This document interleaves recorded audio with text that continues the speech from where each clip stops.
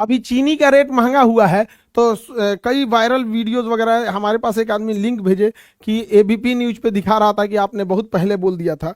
3 जून 2022 को ही जब ethanol plant आ रहा था तो हम बनाए थे कि चीनी का रेट बढ़ेगा, तो धीरे धीरे गन्ना शिफ्ट हो जाएगा किधर, एथेनॉल प्लांट में। और जैसे गन्ना ज्यादा एथेनॉल प्लांट में शिफ्ट होगा, चीनी का प्रोडक्शन घटेगा, उसका प्राइस बढ़ जाएगा। जो आने वाले सीजन में जो गन्ना निकलेगा उसमें ज्यादातर गन्ने को एथेनॉल प्लांट में भेजा जाएगा।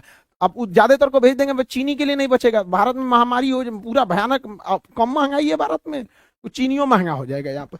अभी आप देखते चलिए, चीनी के साथ साथ गुड़ का भी रेट बढ़ेगा। और एथेनॉल प्लांट में जब गन्ना यूज हो रहा है, तो गन्ना जब यूज हो रहा है तो गन्ने के साथ साथ मक्के का भी यूज होता है। तो मक्के का यूज होने से मक्का डायरेक्ट तो उतना नहीं बढ़ेगा, लेकिन मक्के से बनने वाले ये जितने ऐसे दुकानों में ऐसे झालर मोती टाइप के कुरकुरे उरकुरे, ये सब नहीं, टकाटक फटाफट ये सब जो बेचते रहते हैं छोटे बच्चों को खाने के लिए, ये सब चीजों का भी रेट बढ़ेगा। लेकिन इनका रेट आपको समझ में नहीं आएगा, क्योंकि इनका रेट बढ़ाया जाएगा। इकोनॉमिक्स का एक थ्योरी है स्प्रिंगफ्लेशन। स्प्रिंगफ्लेशन क्या होता है समझिए, किसी चीज का रेट नहीं बढ़ाया जाता है। स्प्रिंगफ्लेशन में हम लोग क्या करते हैं, बस उसकी क्वांटिटी घटा देते हैं। जैसे जो पहले बिस्किट 5 रुपए का आता था, 5 रुपए में अब उतना नहीं आएगा, फिर और कम किया जाएगा, फिर और कम किया जाएगा, फिर और कम किया जाएगा।